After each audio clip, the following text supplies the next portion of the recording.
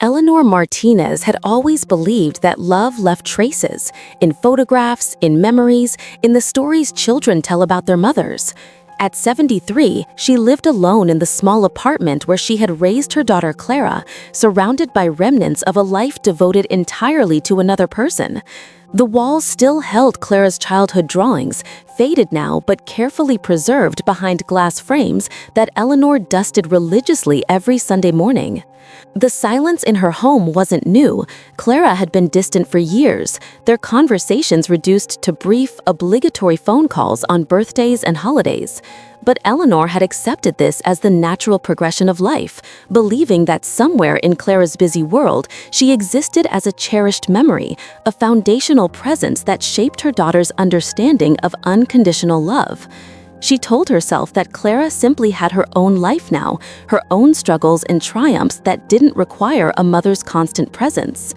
The discovery came on an ordinary Tuesday afternoon while Eleanor was at the neighborhood grocery store. Mrs. Henley from down the street approached her with an expression of confused sympathy, her eyes filled with the particular mixture of pity and curiosity that accompanies awkward social encounters.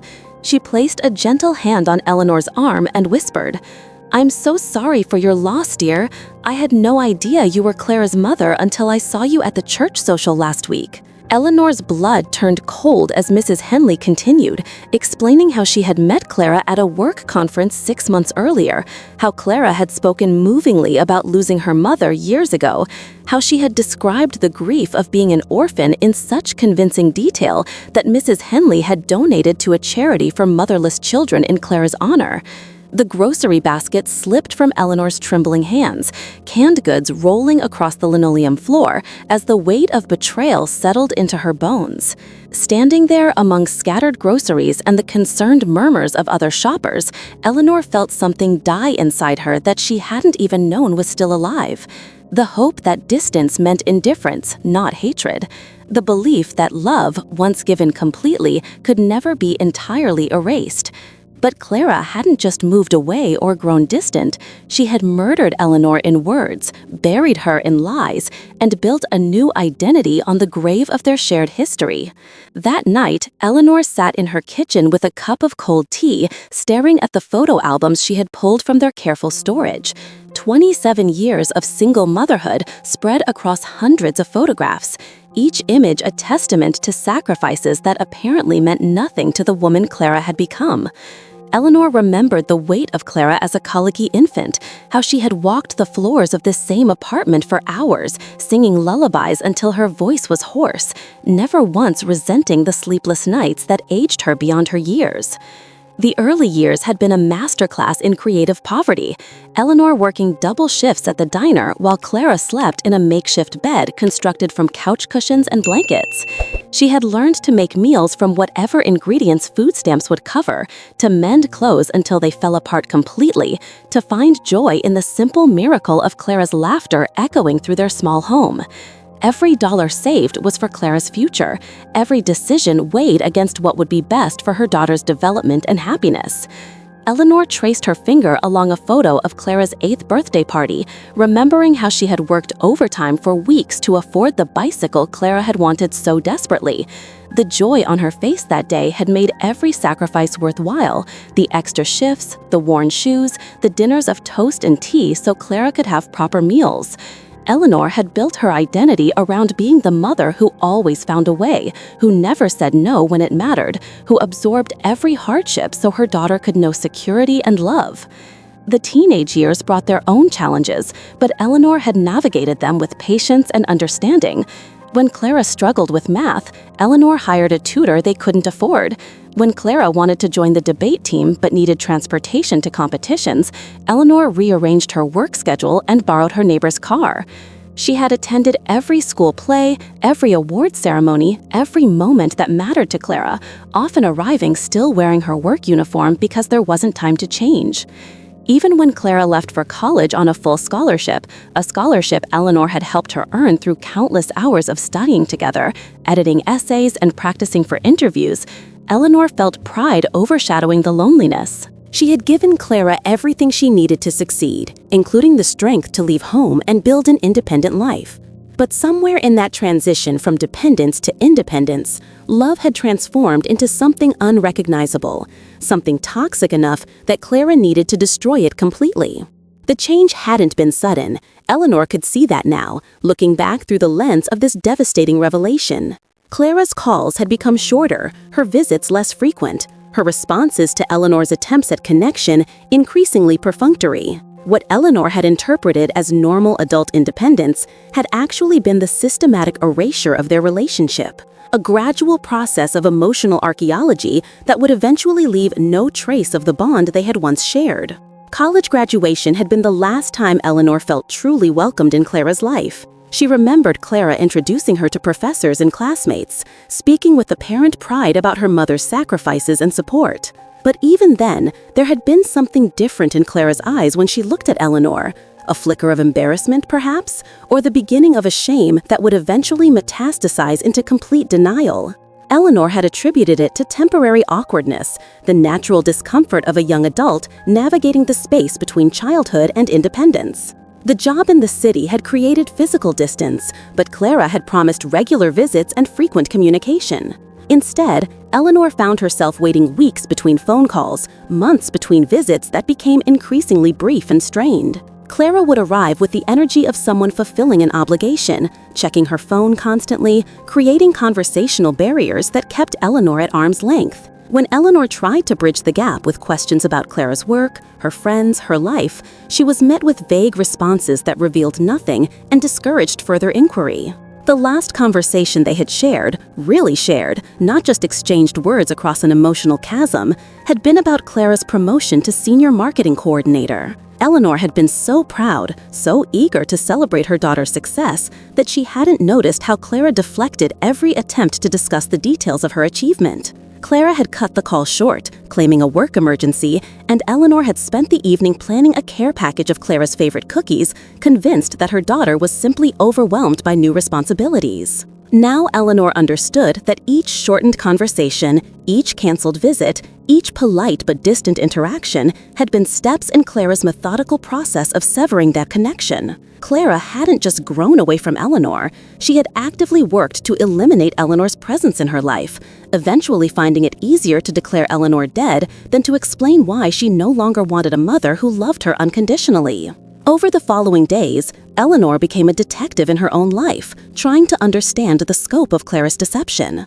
She created a social media account for the first time, something she had resisted for years, driven now by a desperate need to see how thoroughly she had been erased from Clara's narrative. The Clara Martinez who emerged from Facebook posts and Instagram photos was a stranger, confident, successful, surrounded by friends and colleagues who commented with sympathy about her difficult childhood as an orphan. The lies were elaborate and consistent. Clara had crafted an entire mythology around her supposed orphan status, complete with fabricated details about growing up in foster care and overcoming adversity through sheer determination. Eleanor scrolled through post after post where Clara accepted condolences for her tragic loss, where she spoke at charity events about the challenges faced by children without family support, where she positioned herself as an inspiration for others who had grown up without parental love. The cruelest irony was that Clara's fictional backstory bore striking similarities to their actual life together. The financial struggles, the small apartment, the determination to succeed despite limited resources. But in Clara's version, these hardships were faced alone, without a mother who worked double shifts and sacrificed everything to ensure Clara never felt unloved or supported. Eleanor recognized her own sacrifices in Clara's stories, but transformed into evidence of Clara's individual strength rather than maternal devotion. Comments from Clara's friends revealed the depth of the deception. They praised her resilience, her ability to build a successful life without family support, her generosity in helping other orphans despite her own tragic background. Some mentioned meeting Clara at grief support groups, where she apparently shared her fabricated story of loss with people experiencing real bereavement. Eleanor felt nauseated by the realization that Clara had not only killed her symbolically, but had also performed grief for the woman she was actively ignoring. The most devastating discovery was a blog post Clara had written for her company's website about turning tragedy into triumph. The post detailed her supposed orphan journey, describing the loneliness of growing up without parents, the challenge of creating family from chosen relationships, and the strength required to build success from nothing. Every word was a knife, because Eleanor could see traces of their real conversations, real moments they had shared, twisted into a narrative that erased Eleanor's existence while mining their relationship for emotional content.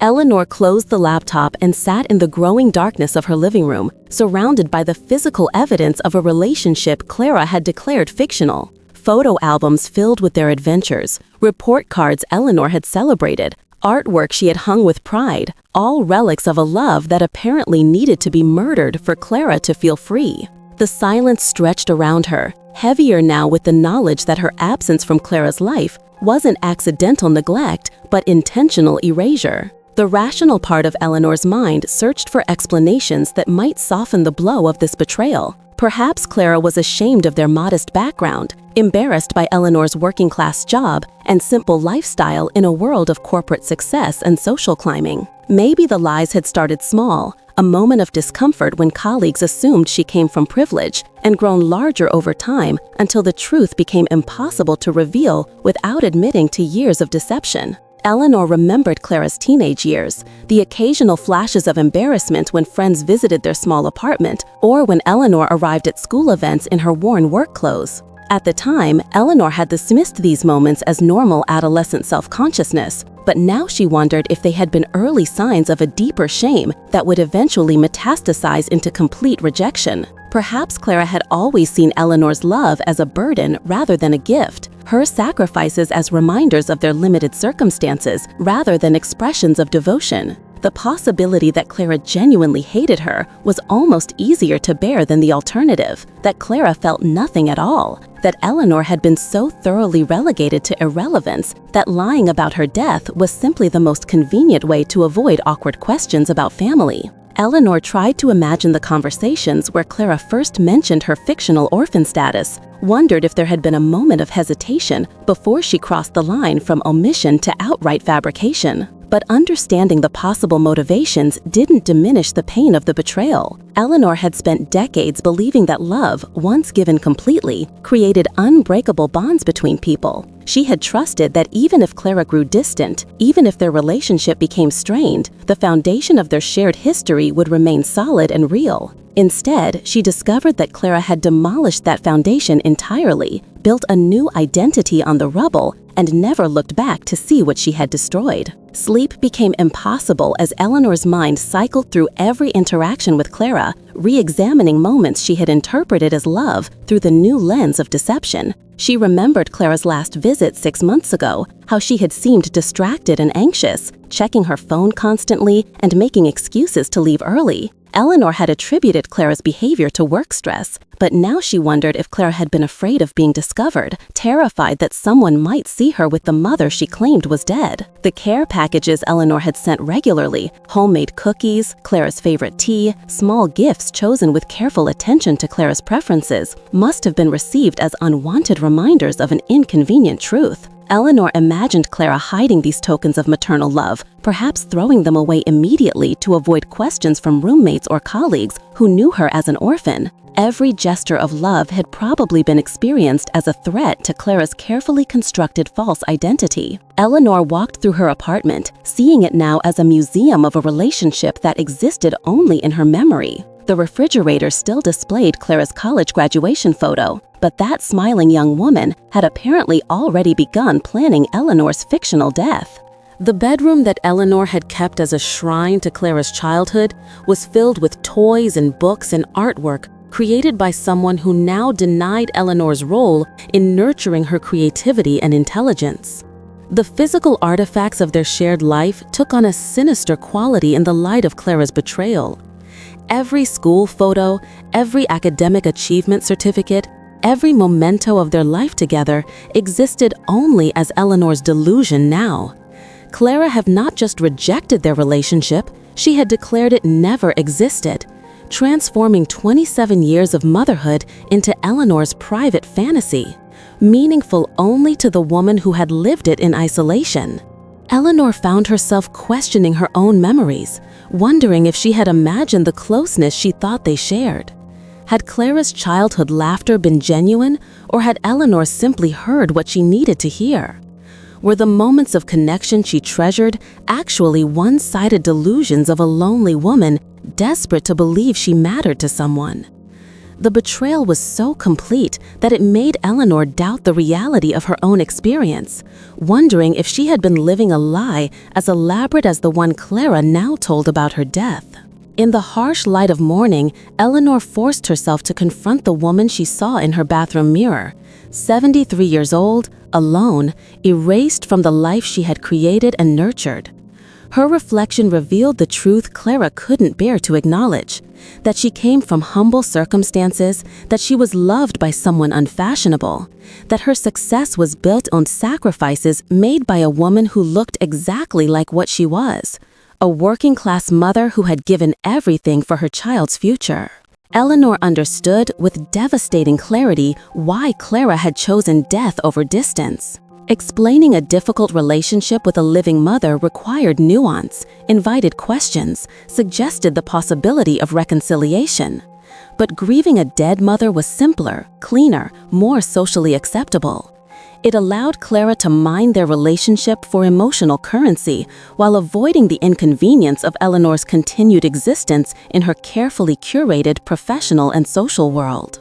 The woman in the mirror had raised Clara alone, working double shifts and sacrificing every personal dream to ensure her daughter had opportunities Eleanor had never known.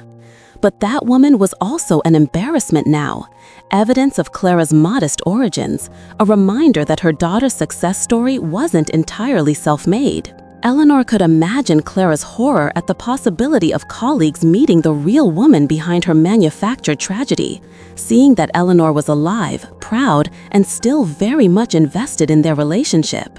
Eleanor touched her reflection, recognizing for the first time the toll that decades of single motherhood had taken on her appearance.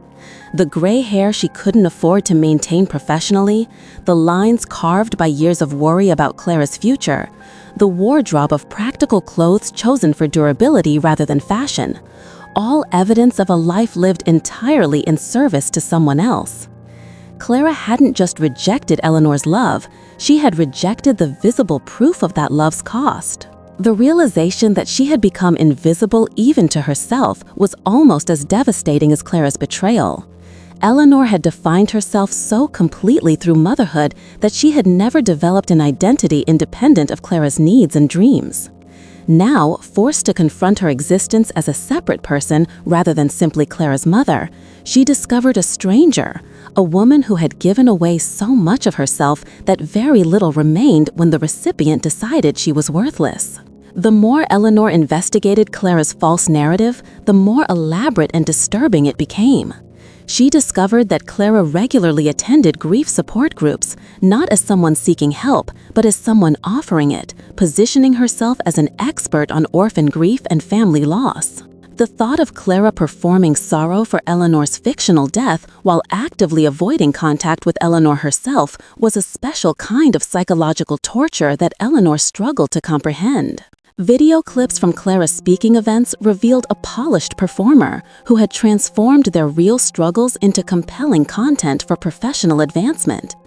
Clara spoke movingly about learning to be your own parent, about creating family from chosen relationships, about transforming the pain of loss into the power of independence. Eleanor recognized fragments of conversations they had shared, private moments of vulnerability that Clara had recycled into public inspiration while denying the woman who had actually provided the support Clara now claimed to have given herself. The charity work Clara had embraced added another layer of cruelty to the deception. She volunteered with organizations supporting motherless children, spoke at fundraising events about the challenges of growing up without parental love, and had even established a small scholarship fund for orphan students pursuing business degrees. Eleanor felt sick realizing that Clara was being praised and rewarded for overcoming hardships that Eleanor had actually helped her navigate, while Eleanor herself remained invisible and unacknowledged. Comments on Clara's social media posts revealed how deeply her friends and colleagues had bought into the fiction of her tragic orphan status. They regularly posted supportive messages about her strength in overcoming such devastating loss, shared articles about grief and resilience with Clara tagged for inspiration, and celebrated her success as particularly meaningful, given her supposed lack of family support. Eleanor was watching her own daughter receive sympathy and admiration for mourning Eleanor's fake death, while treating Eleanor's actual life with complete indifference. The psychological sophistication of Clara's deception was almost admirable in its thoroughness. She had created not just a lie, but an entire alternative reality that served her professional and personal interests while eliminating the inconvenience of Eleanor's continued existence. Clara hadn't just rejected their relationship, she had weaponized it, transforming Eleanor's love and sacrifice into raw material for her own advancement, while ensuring that Eleanor could never challenge or complicate the narrative without appearing delusional. Eleanor sat at her kitchen table with a calculator and 27 years of financial records, trying to quantify what Clara's lies had cost her in concrete terms. Every dollar spent on Clara's education, every sacrifice made to ensure Clara had opportunities Eleanor never knew, every financial decision that prioritized Clara's future over Eleanor's security, all investments in a relationship that Clara had declared never existed. The numbers were staggering when viewed as expenditures on someone who had actively worked to erase the investor from history. The college fund Eleanor had built through decades of careful saving and sacrifice had allowed Clara to graduate debt-free and begin her career with advantages Eleanor had never known. But in Clara's version of events, this financial freedom was attributed to scholarships and grants, not to a mother who had worked extra shifts and foregone every personal luxury to make it possible. Eleanor's financial sacrifices had been transformed into evidence of Clara's individual merit and determination, her mother's contributions airbrushed from the narrative entirely. Eleanor calculated that she had spent over $60,000 on Clara's upbringing and education, money that represented countless hours of labor, thousands of small sacrifices, years of choosing Clara's needs over her own retirement security. She had never expected gratitude or repayment, had considered it an investment in love rather than a financial transaction. But discovering that the recipient of this generosity was actively denying her existence made Eleanor reconsider the economic implications of unconditional maternal love. The irony wasn't lost on Eleanor that Clara's success, the career advancement, the social standing, the financial security that made it possible to maintain her elaborate deception had been built on the foundation of Eleanor's sacrifices. Clara's ability to perform her fictional orphan status with such conviction was itself evidence of the security and confidence that Eleanor's love had provided. Clara was using the strength Eleanor had given her to deny Eleanor's existence, wielding maternal love as a weapon against the mother who had provided it. But even this analysis felt hollow and transactional in a way that diminished the real nature of what Eleanor had lost. The financial calculations couldn't capture the emotional investment, the years of worry and hope and unconditional love that had shaped every decision Eleanor made. Clara hadn't just stolen money or opportunities, she had stolen Eleanor's purpose, her identity, her belief in the transformative power of maternal love. The economic loss was measurable, but the spiritual devastation was infinite. Eleanor decided to attend Clara's next speaking engagement, a charity fundraiser for foster children held at a downtown hotel. She sat in the back of the elegant ballroom, unrecognizable among the well-dressed attendees, who had paid significant amounts to hear Clara share her inspiring story of triumph over tragedy. Eleanor watched her daughter take the stage with professional confidence, commanding the attention of an audience that hung on every fabricated word about growing up without family love. Clara's performance was flawless, her delivery polished through years of practice. She spoke about the loneliness of childhood without parents, the challenge of navigating adolescence without guidance, the struggle to build success without family support or encouragement. Eleanor listened to her own life story being told as Clara's individual achievement, their shared memories transformed into evidence of Clara's resilience rather than Eleanor's devotion. The applause was thunderous, the audience moved to tears by Clara's fictional journey. The question and answer session revealed how completely Clara had committed to her false narrative. When asked about her motivations for helping foster children, Clara spoke eloquently about understanding their pain from personal experience, about wanting to provide the support she had never received. Eleanor watched her daughter lie with such conviction that even Eleanor began to doubt her own memories, wondering if perhaps Clara genuinely believed her own fiction. During the reception, Eleanor observed Clara networking with donors and board members, accepting their condolences for her supposed loss with gracious sadness. Clara had perfected the role of the grieving orphan, using her fabricated tragedy as social currency that opened doors and created connections. Eleanor realized that Clara's lies weren't just about avoiding embarrassment. They were about leveraging fictional suffering for professional and social advancement. Eleanor left before the event ended, walking through the cool evening air while processing what she had witnessed. Clara hadn't just erased Eleanor from her personal life, she had transformed Eleanor's death into a career asset, a source of sympathy and admiration that enhanced Clara's reputation and influence. Eleanor's love had been perverted into something unrecognizable, her sacrifice transformed into Clara's commodity. The betrayal was complete, systematic, and professionally profitable. That night, Eleanor sat surrounded by photo albums and mementos of their life together, trying to excavate some understanding of how love could transform into such complete rejection. She studied pictures of Clara at various ages, searching for signs of the person who would eventually find it easier to declare Eleanor dead than to acknowledge their relationship. In every image, she saw a child who had been genuinely loved, genuinely supported, genuinely cherished, which made Clara's adult choices even more inexplicable. Eleanor forced herself to consider the possibility that her love had somehow been experienced as suffocating rather than nurturing, that her complete devotion had created pressure Clara couldn't bear to acknowledge or reciprocate. Perhaps the intensity of Eleanor's sacrifice had made Clara feel guilty or inadequate, unable to live up to the standard of gratitude that such devotion seemed to require. Maybe declaring Eleanor dead was Clara's way of escaping an emotional debt she felt she could never repay. The thought that her love might have been experienced as a burden rather than a gift was almost more devastating than the betrayal itself.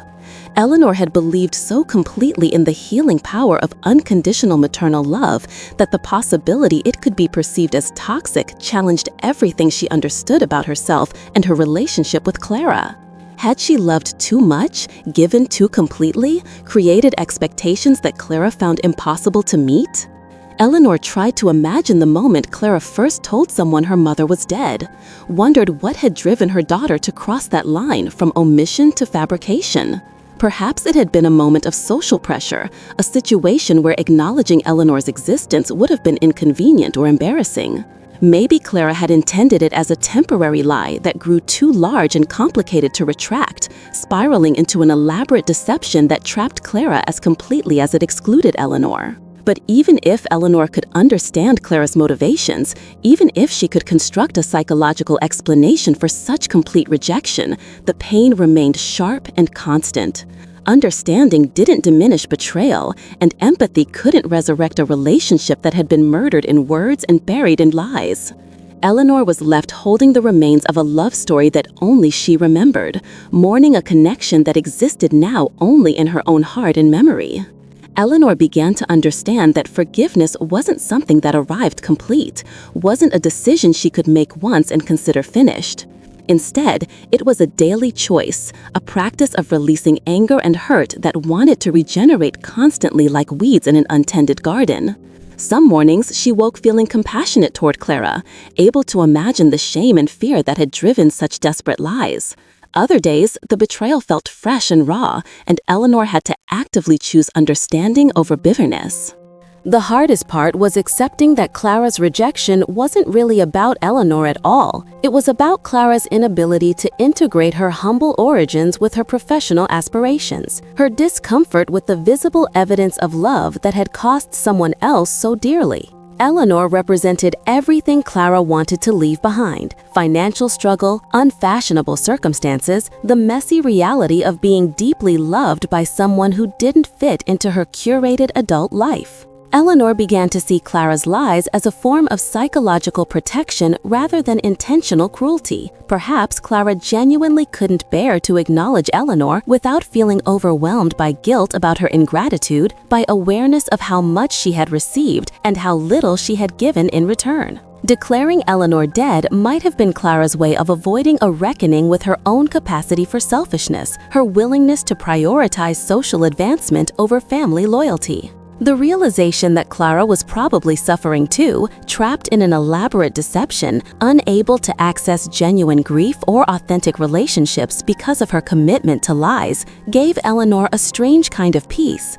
Clara's success was built on a foundation of denial and fabrication that must require constant vigilance to maintain. Eleanor, at least, could remember their relationship as it actually was, could access the real love they had shared without the filter of professional necessity or social pressure. Eleanor understood that she might never see Clara again, might never have the opportunity to offer forgiveness directly or to seek explanation for such complete rejection. But forgiveness wasn't really about Clara anymore. It was about Eleanor's choice to carry love rather than bitterness, to remember joy rather than betrayal, to honor what had been real between them regardless of how Clara chose to remember or deny it. In the weeks that followed, Eleanor made a decision that surprised even her. She began volunteering at a local organization that supported elderly people who had lost contact with their adult children, sharing her story with others who understood the particular pain of being erased by someone they had loved unconditionally. Eleanor discovered that her experience, while uniquely devastating in its details, was part of a larger pattern of family estrangement that affected thousands of aging parents who had given everything to children who no longer wanted them.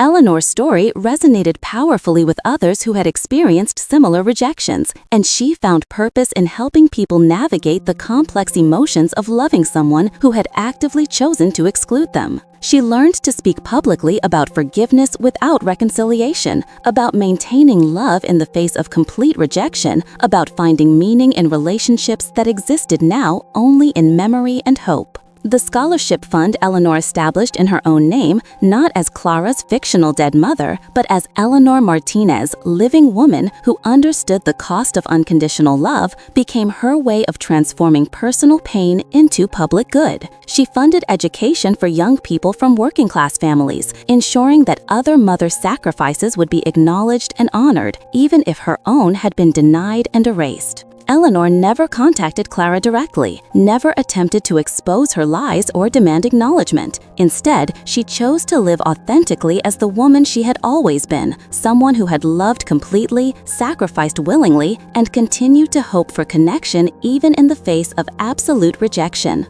Eleanor's forgiveness was not contingent on Clara's repentance or recognition. It was a gift Eleanor gave herself, a choice to carry love rather than bitterness, regardless of how that love was received. On quiet evenings, Eleanor still looked at photographs of their life together, still felt the full weight of love for the daughter who had declared her dead. But now she understood that love didn't require acknowledgement to exist, didn't need reciprocation to retain its value. Eleanor had loved truly and completely, had given Clara everything she needed to succeed in life. That Clara had chosen to deny this love didn't diminish its reality or value. It only revealed Clara's inability to integrate gratitude with ambition, authentic connection with professional success. If this story touched your heart, don't forget to like this video. It helps more people find stories like this one. Subscribe to Voices After 50 for more true emotional tales about love, loss, and forgiveness. And before you go, watch the next story on our channel, another heartfelt journey about the ties that time can't erase.